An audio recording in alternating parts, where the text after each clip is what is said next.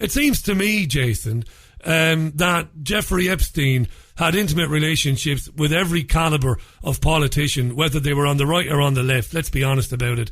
And why don't Trump supporters just say, okay, he has had a relationship with Jeffrey Epstein. He did know him very well. He did spend time with him. He was on the plane. He was in his apartment in Manhattan. Why are they so stubborn about it? Why don't they just accept it?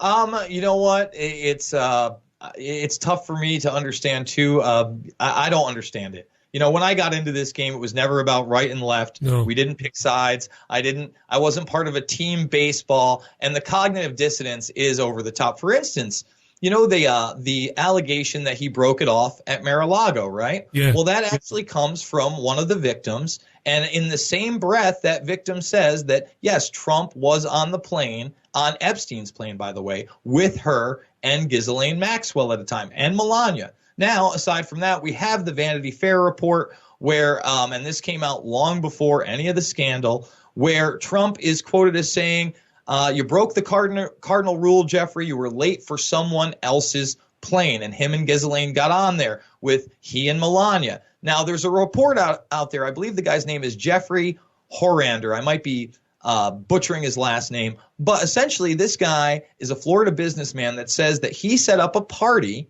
at Mar-a-Lago with Epstein and Trump and 28 women of age, which is fine. I have no problem with that. No. The problem is in the press, though, Richie, is that he's claiming this is the first time that Trump met Melania, which would make sense, kind of an audition tape for Wife 3. If you can't understand that you elected a guy who was 3 times married, always cheated on his wife, always bragged about his sexual prowess, ran beauty pageants. If you didn't know he was a misogynist, I don't know how blind you were. He was leaps and bounds better than Hillary Clinton. But then on the flip side, you have the liberals that won't talk about the Clinton relationship and how his lawyers, aside from Clinton being on the plane all the time, 26 times at least, even though some of those trips may have been several times on his plane, fine, we'll go there. His lawyers are claiming that the Clinton initiative was started by Epstein, which would also make sense. So this guy was heavily embedded with a lot of these people. I do believe Trump broke off the relationship, as people said, but to not acknowledge there was a previous one only does yourself harm, and it only makes you look stupid in the long run.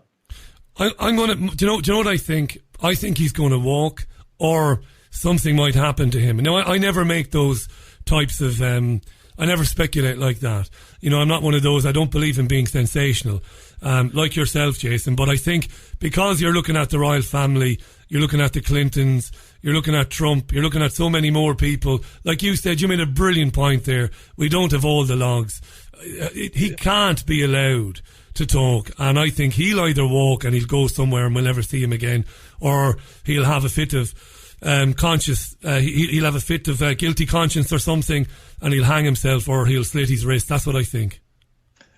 I certainly